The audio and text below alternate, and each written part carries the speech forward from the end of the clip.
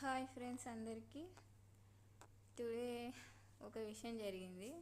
మా ఫ్రెండ్స్ సడన్గా నన్ను ఈరోజు ఏ వీక్ అనేసి అడిగారు అనమాట. నాకైతే సడన్గా గుర్తుకు రాలేదు, మర్చిపోయాను.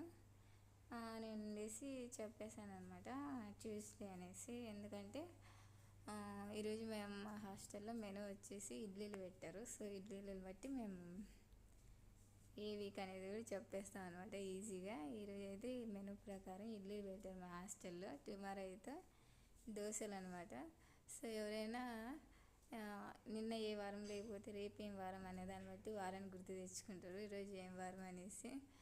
మేము మాత్రం మా హాస్టల్లో పెట్టే ఇడ్లీ, దోశ అలాంటి మెనూస్ ప్రకారంగా మా వారం ఏంటో చెప్పడం జరిగింది.